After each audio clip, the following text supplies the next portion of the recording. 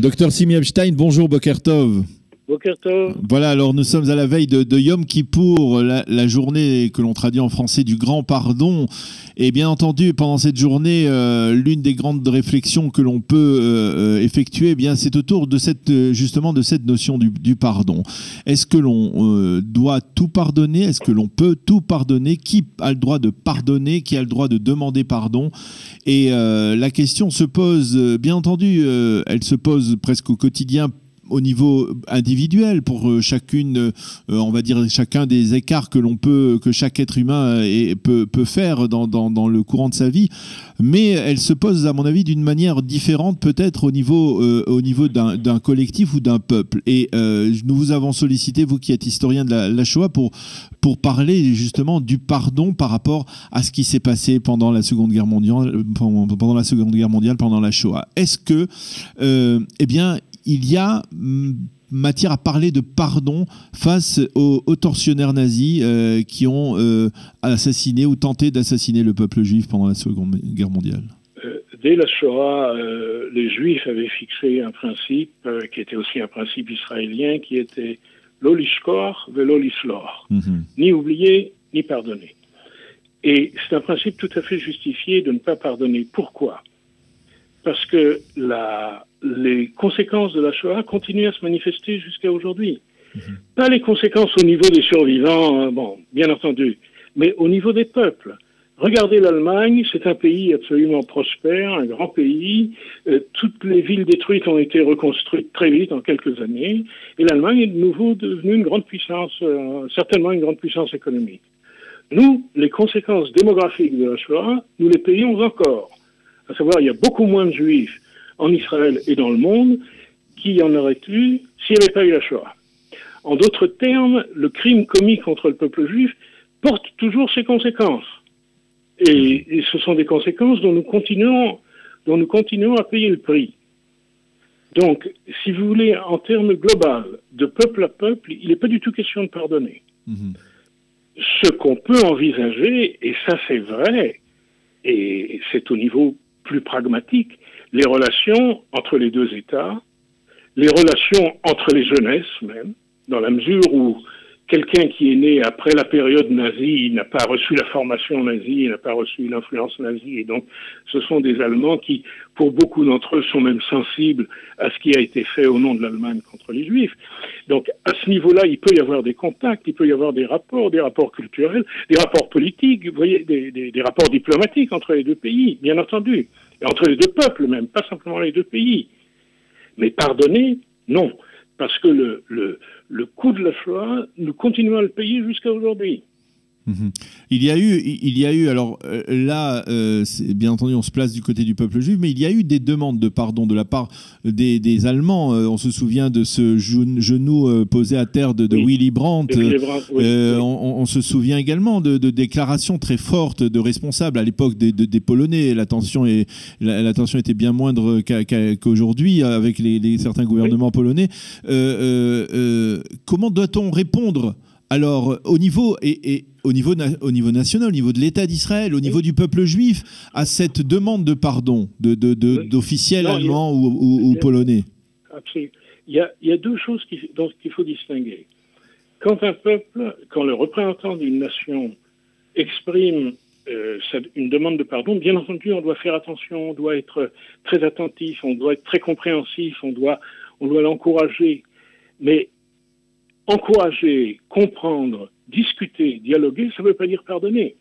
C'est deux choses différentes. C'est-à-dire, il doit y avoir un dialogue et nous, l'État d'Israël et le peuple juif tout entier, d'ailleurs, considèrent que c'est très important quand le dirigeant d'un État qui a participé d'une manière plus ou moins directe au massacre des Juifs exprime ses regrets ou demande même pardon. Il est très important qu'on participe à si vous voulez, à cette volonté d'éclaircir le passé. Mais ça ne veut pas dire qu'on pardonne.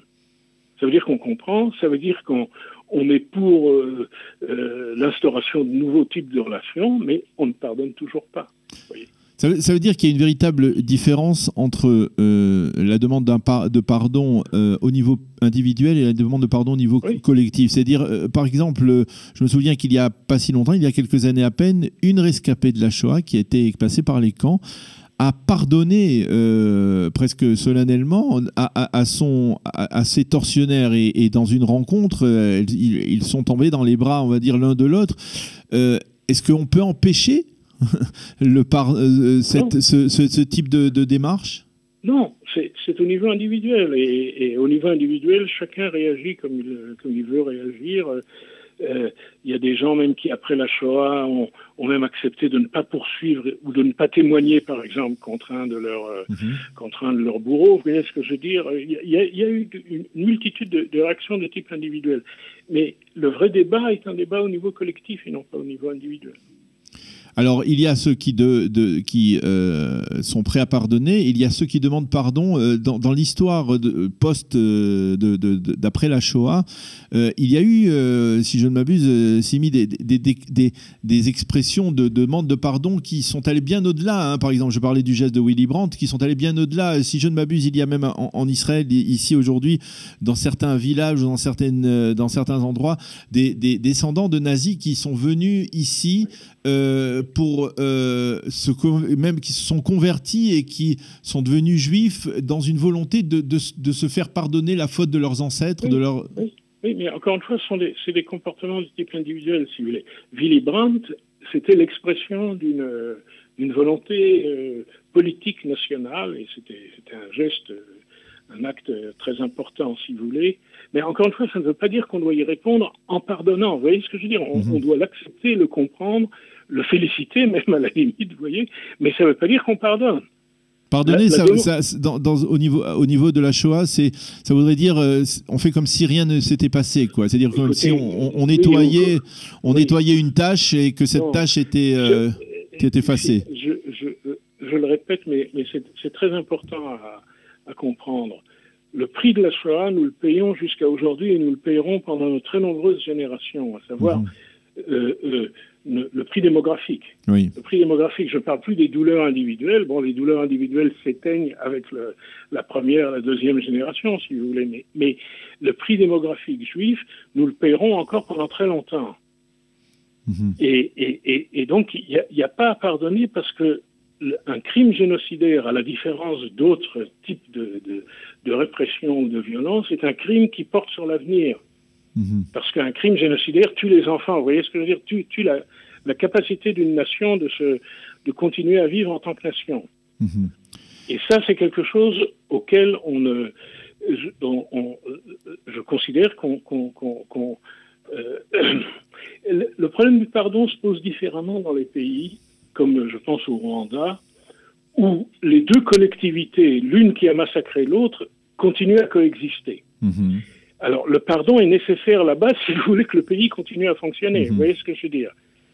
Il y a, en termes moins dramatiques qu'un génocide, si vous prenez l'Afrique du Sud, entre blancs et population africaine, il y a eu aussi une espèce de pardon pour l'apartheid, parce que sinon on ne peut pas vivre ensemble. Vous voyez ce que je veux dire?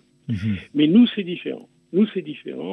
Le coup fut effrayant, et surtout le coup, encore une fois, on le ressent jusqu'à aujourd'hui, on le ressentira encore pendant très longtemps.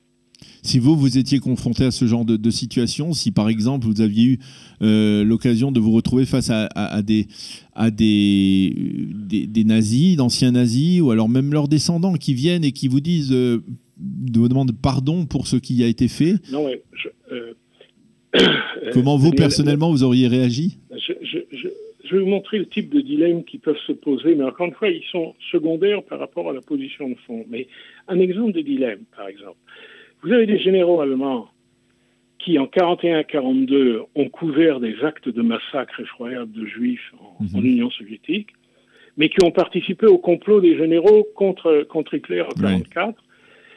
Il y a même parmi ceux qui ont été pendus à la suite du complot par les nazis, il y avait même un type qui était connu comme étant un antisémite farouche pendant toutes les années 30. Alors, qu'est-ce que vous faites d'un personnage comme ça? Vous voyez, d'un côté, il était antisémite, vous voyez, mais de l'autre côté, il a quand même essayé il est mort, voilà, exactement, et il est mort tué par les nazis, enfin la répression nazie. Alors lui, ce genre de personnage a une place spéciale, vous voyez, parce qu'ils ont quand même essayé quelque chose, vous voyez, même s'ils l'ont pas fait pour nous, ils l'ont fait pour eux, mais ils ont quand même une place spéciale. Donc eux, ça ne veut pas dire qu'on leur pardonne, mais ça veut dire qu'on les regarde différemment, vous voyez.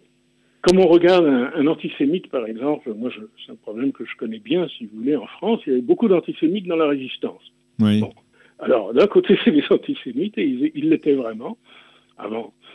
Et puis, de l'autre côté, c'était des résistants. Et certains mourront en tant que résistants dans des camps de concentration allemands, ou seront fusillés, vous voyez. Bon, alors, comment on les regarde? Eux, on peut les regarder, si vous voulez, en tant que juifs, on peut les regarder... vous voyez, avec sympathie, avec empathie, vous voyez ce que je veux dire? Parce que, bon, mais c'est pas le cas de l'immense majorité des gens qui ont participé au massacre des Juifs. Ou qui ont participé directement, si vous voulez, ou qui ont participé indirectement, par le silence, par le soutien, vous voyez ce que je veux dire? Et donc, face à cette totalité, ou cette quasi-totalité, on ne peut pas pratiquer le pardon. On peut...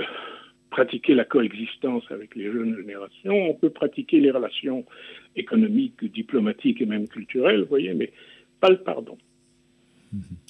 Eh bien, je crois qu'on a bien compris. En tout cas, c'était important de faire cette distinction, la notion entre l'individuel et le collectif, surtout dans le cas exceptionnel de la Shoah, bien entendu, où vous le disiez en introduction, et le message est clairement passé, ni oubli, ni pardon, parce qu'on ne peut pas se permettre, parce que, eh bien, les âmes les personnes, les Juifs qui ont été massacrés, bien, ont été perdus pour l'éternité, pour le peuple juif. Merci beaucoup, Simi Epstein, d'avoir été avec nous ce matin, cette veille de Yom Kippour, pour nous donner un éclairage particulier sur la notion du pardon, donc en cette veille de Yom Kippour. Gmar Chatima Tova. Gmar Chatima Tova.